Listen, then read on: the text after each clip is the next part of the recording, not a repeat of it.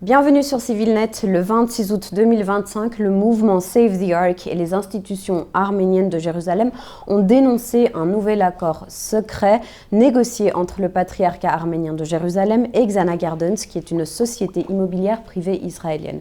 Ce projet prévoirait l'abandon des poursuites judiciaires à l'encontre du patriarcat en échange de la cession d'environ 7200 mètres carrés du Jardin des Vaches. Setrak Balian, cofondateur du mouvement de lutte Save the Ark pour la sauvegarde du Jardin des Vaches, est avec nous aujourd'hui. Bonjour Setrak. Bonjour Annie, merci pour l'invitation. C'est un plaisir de vous revoir chez nous. Est-ce que vous pourriez nous expliquer comment vous avez été tenu au courant de ce nouveau deal ? Ça fait déjà 1 an et 3 mois que le patriarcat arménien est en médiation avec la compagnie privée Xana Gardens et on était au courant de cette médiation et il y a quelques mois, on nous a demandé de rejoindre aussi le processus de médiation. Nous avons eu 2 réunions avec le médiateur et avec le patriarcat arménien de Jérusalem. Malheureusement, c'était plus des réunions nous avons en quelque sorte un fait accompli, c'est-à-dire pendant 1 an, nous avons négocié et la meilleure solution qu'on a, c'est celle-ci. On nous a présenté une solution sans donner les détails, avec les grandes lignes, et on nous a dit que c'est la meilleure solution pour nous et on va avancer avec cette solution. Donc, il y a quelques jours, les avocats de la communauté et les avocats du patriarcat ont tenu des appels téléphoniques et nos avocats, les avocats de la communauté, ont demandé de voir ce contrat, c'est-à-dire les points de négociation, ce sur quoi ils ont négocié et ils ont accepté. Mais malheureusement, le patriarcat, encore une fois, a refusé de nous donner le document, de nous montrer le contrat, de même montrer seulement aux avocats le contrat pour qu'ils puissent donner leur avis. Et on nous demande d'accepter un contrat que nous n'avons pas vu, ce qui est, à vrai dire, absurde. C'est-à-dire, personne ne peut accepter quelque chose sans comprendre, sans savoir les détails, sans connaître les détails et sans avoir analysé chaque ligne et chaque mot du contrat. Parce que pour les contrats, ce n'est pas les grandes lignes qui comptent, mais les petits détails et l'écriture entre les lignes, si vous voulez. Revenons un petit peu, remettons un petit peu les choses en contexte. Donc l'histoire du Jardin des Vaches, ça remonte à 2021.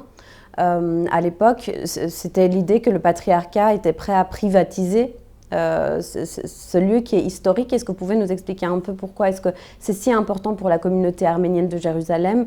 Quelle valeur a le Jardin des Vaches? Et pourquoi est-ce que la communauté arménienne s'oppose à cette privatisation? Bien sûr. D'abord, la raison la plus basique, la plus directe, c'est la question du parking.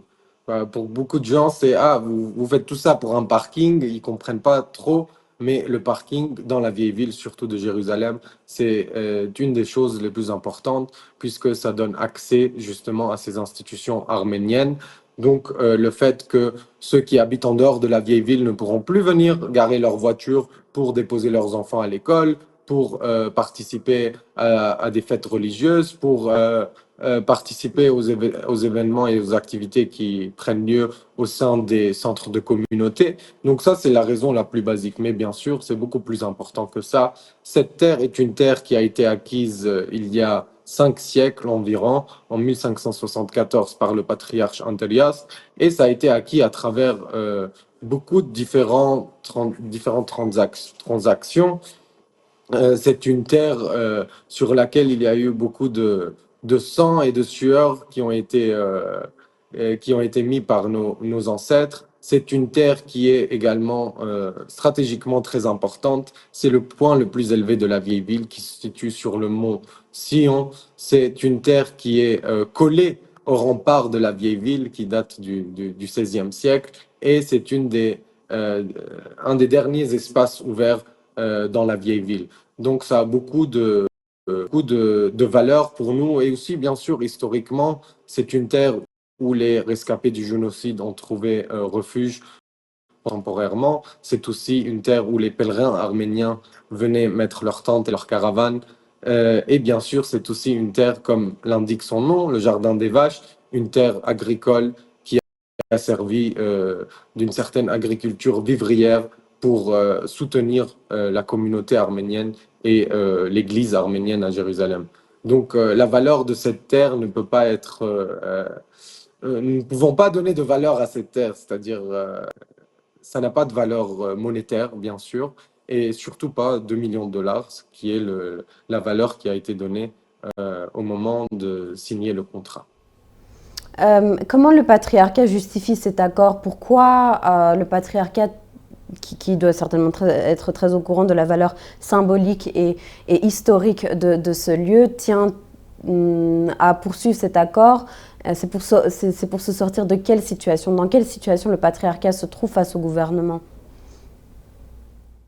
Donc, le patriarcat se trouve dans une situation extrêmement faible, malheureusement, puisque lorsqu'ils ont déposé leur plainte en décembre 2023, nous avions décidé avant qu'ils déposent leur plainte qu'il faudrait avoir une coopération, beaucoup plus de communication, beaucoup plus de transparence avec la communauté, et que la communauté, avec le patriarcat, pourrait aller affronter tous ces obstacles pour pouvoir annuler ce contrat. Mais malheureusement, le patriarcat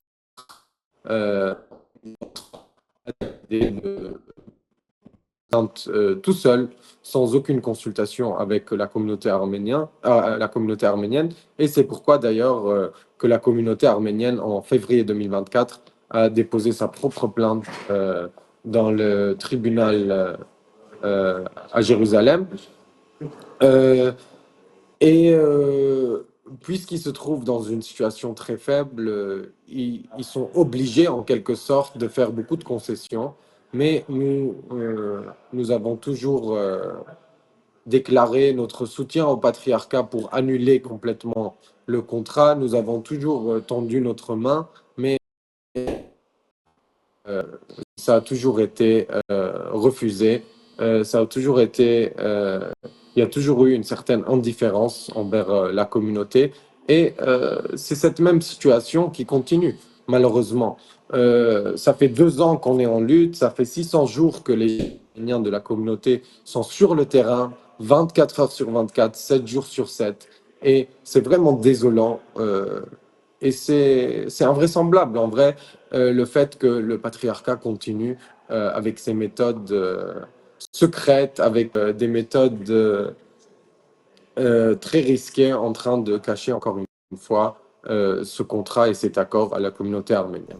Mais alors le problème, quand vous dites que le patriarcat est dans une situation faible, à quoi on fait référence quand on parle de situation faible? Qu'est-ce qui s'est passé au patriarcat? C'est une dette de l'Église arménienne face au gouvernement, face à cette compagnie privée?